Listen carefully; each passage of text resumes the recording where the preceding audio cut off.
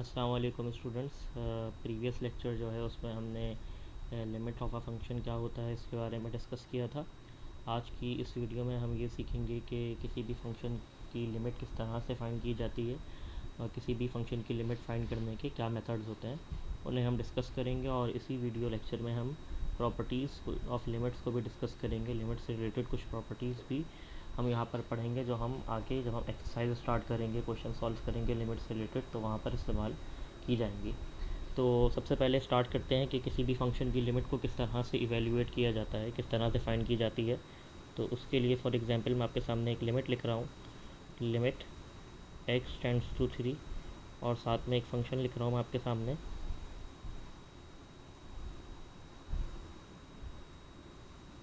x² -2। तो आपको बेटा जब भी लिमिट दी जाए और साथ में कोई फंक्शन गिवन हो तो उस फंक्शन की लिमिट को इवेल्यूएट करने के लिए आप दी गई लिमिट को फंक्शन पर अप्लाई करते हैं। अब फंक्शन पर लिमिट जब अप्लाई करते हैं तो फंक्शन पर लिमिट अप्लाई करने का मतलब ये होता है कि फ़ंक्शन में जहाँ जहाँ x है वहाँ x की दी गई लिमिट को आप डायरेक्टली पुट करवा देंगे। किस तरह से हम यहाँ करते हैं अप्लाइंग लिमिट, हम अपने दिए गए फंक्शन भी दी गई लिमिट को अप्लाई करते हैं।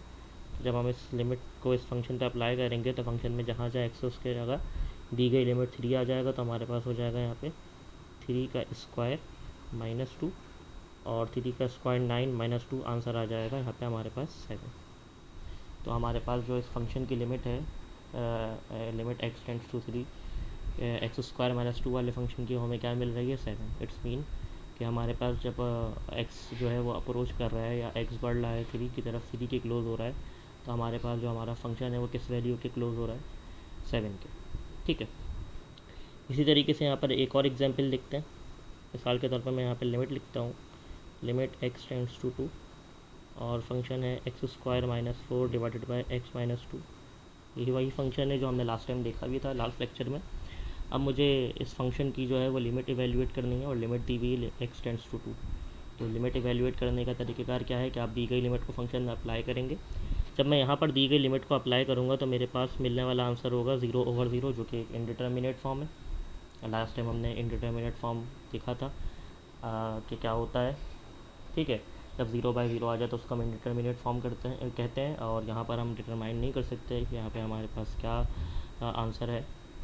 तो इस सूरत में आप क्या करेंगे, जब आप लिमिट इवेल्यूएट करेंगे और लिमिट डायरेक्ट अप्लाई करने पर आपके पास किसी भी फंक्शन पर इनडिटर्मिनेट फॉर्म आपको आंसर में मिलेगा।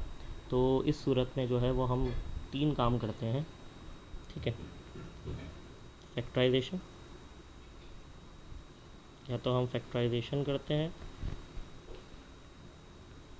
दूसरा काम रेशनलाइजेशन, या तो हम रेशनलाइजेशन करके लिमिट को इवेल्यूएट करते हैं, तीसरा ट्रिग्नोमेट्रिक सब्स्टिट्यूशन। अगर फंक्शन ट्रिग्नोमेट्रिक होते हैं तो वहाँ पर हम ट्रिग्नोमेट्रिक आइडेंटिटीज़ का इस्तेमाल करते हैं। ऐसा नहीं है कि कोई भी फंक्शन है उसका तीनों ही मेथड अप्लाई हो रहे हो, नो।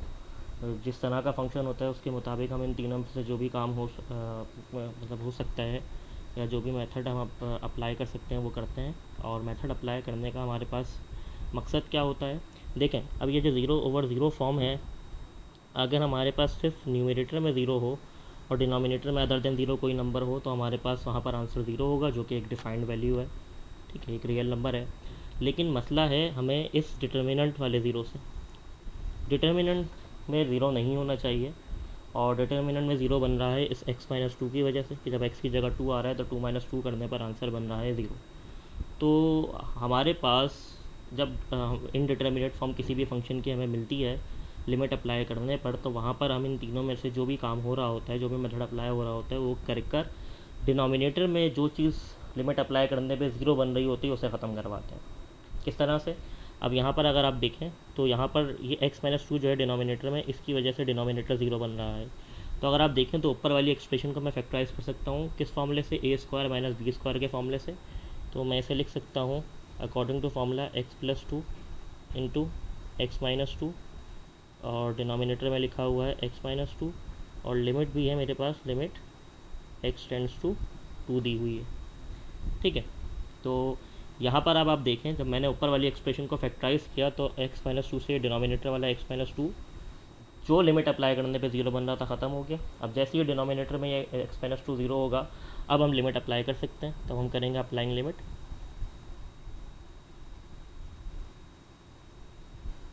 अब मैं जब लिमिट अप्लाई करूँगा तो जहाँ जहाँ एक्स है वहाँ 2 आ जाएगा, तो 2 + 2 = 4। तो मुझे इस लिमिट का आंसर क्या मिल रहा है बेटा, 4 मिल रहा है। तो यहाँ पर आपने देखा कि यहाँ पर जब मैंने लिमिट डायरेक्ट अप्लाई की तो इंडिटर्मिनेट फॉर्म मिल रही थी, ऊपर वाली एक्सप्रेशन को फिर मैंने फैक्टराइज़ किया। फैक्टराइज़ करने के बाद x-2 से x-2 का हो गया कैंसिल। और अब मैंने जब लिमिट अप्लाई करी तो मुझे जो आंसर मिल रहा है वो क्या मिल रहा है बेटा, वो मुझे मिल रहा है 4। ठीक है। इसी तरीके से आपके पास जो है, जब हम बाकी क्वेश्चंस को सॉल्व करेंगे आकर जाकर एक्सरसाइज में, तो वहाँ पर हमारे पास कुछ क्वेश्चन ऐसे होंगे जहाँ पर लिमिट एवेलुएट करने के लिए हमें रेशनलाइजेशन करनी होगी अगर फंक्शन में जो है सर्ड या रेडिकल टर्म्स जो है वो मौजूद होंगी। और ऐसे ही जब टिग्नोमेट्रिक फंक्शंस होंगे तो वहाँ पर हम टिग्नोमेट्रिक आइडेंटिटीज़ का इस्तेमाल करेंगे। अब आ जाते हैं हम प्रॉपर्टीज़ ऑफ लिमिट्स, जो कि हम आगे एक्सरसाइज में इस्तेमाल भी करेंगे, उन्हें डिस्कस करते हैं। प्रॉपर्टीज़ ऑफ लिमिट्स क्या है। पहली प्रॉपर्टी ये है कि अगर आपके पास दो फंक्शन ऐड या सब्ट्रैक्ट हो रहे होंगे, पहला फंक्शन मान लेते हैं वो f(x) है और दूसरा g(x) है, और वो अगर आपस में प्लस और माइनस हो रहे होंगे और उन पर लिमिट अप्लाई हो रही होगी, limit x tends to a, तो आपके पास होगा क्या कि जो लिमिट है उसे हम पहले वाले फंक्शन पर अलग अप्लाई करेंगे, या पहले वाले फंक्शन के साथ अलग लिख देंगे और दूसरे वाले फंक्शन के साथ उस लिमिट को अलग लिख कर उस पर अप्लाई कर देंगे।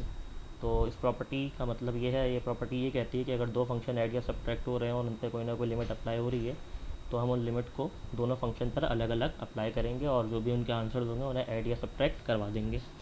इसी तरीके से अगर लिमिट अप्लाई हो रही होगी दो फंक्शंस पर, ऐसे फंक्शंस पर जो आपस में मल्टीप्लाई हो रहे होंगे, तो भी हम क्या करेंगे, लिमिट को दोनों फंक्शन के साथ अलग अलग लिखेंगे, यानी कि दोनों फंक्शन की अलग अलग लिमिट मालूम करेंगे और उन्हें आपस में क्या करवा देंगे, मल्टीप्लाई। ये इस तरह समझ लें कि उन दोनों पर हम लिमिट को अलग अलग अप्लाई कर सकते हैं, उन लिमिट को दोनों के साथ अलग अलग लिख सकते हैं और जो भी उनके आंसर्स हमें मिलेंगे उन्हें हम क्या करवा देंगे, मल्टीप्लाई करवा देंगे। इसी तरीके से अगर लिमिट अप्लाई हो रही हो दो ऐसे फंक्शंस में जो आपस में डिवाइड में हो, तो इस सूरत में हम क्या कर सकते हैं, हम क्या करेंगे, लिमिट को ऊपर वाले फंक्शन के साथ अलग लिखेंगे, लिमिट को नीचे वाले फंक्शन के साथ अलग लिखेंगे और जो भी उनके आंसर्स होंगे उन्हें हम क्या करवा देंगे, डिवाइड करवा देंगे। ठीक है। तो ये हमारे पास बेटा प्रॉपर्टीज़ ऑफ लिमिट्स हैं, लिमिट की कुछ प्रॉपर्टीज़ हैं जिन्हें जो है हम आगे एक्सरसाइज में इस्तेमाल भी करेंगे। एक और प्रॉपर्टी है, यहाँ पर मैं लिख देता हूँ आपके सामने। अगर मेरे पास कोई भी फंक्शन है और फंक्शन के साथ कोई भी कांस्टेंट टर्म मौजूद होगी, तो कोई भी कांस्टेंट मौजूद होगा, तो ये बात याद रखें कि लिमिट का असर जो है सिर्फ फंक्शन पर होगा। ये लिमिट सिर्फ फंक्शन पर अप्लाई होगी, f(x) वाले फंक्शन पर। अगर साथ में कोई कांस्टेंट है तो लिमिट का उस पर कोई असर नहीं होगा। तो अगर किसी फंक्शन के साथ कोई कांस्टेंट नंबर लिखा हुआ होगा तो हम उसको बाहर लिख देंगे लिमिट से, और लिमिट जो है हम सिर्फ किस पे अप्लाई करेंगे, लिमिट जो है हम सिर्फ दिए गए फंक्शन पर जो है वो अप्लाई करेंगे। अगली एक्सरसाइज में इंशाल्लाह हम exercise number 2.3 limit of a function जो है वो स्टार्ट करेंगे बेटा।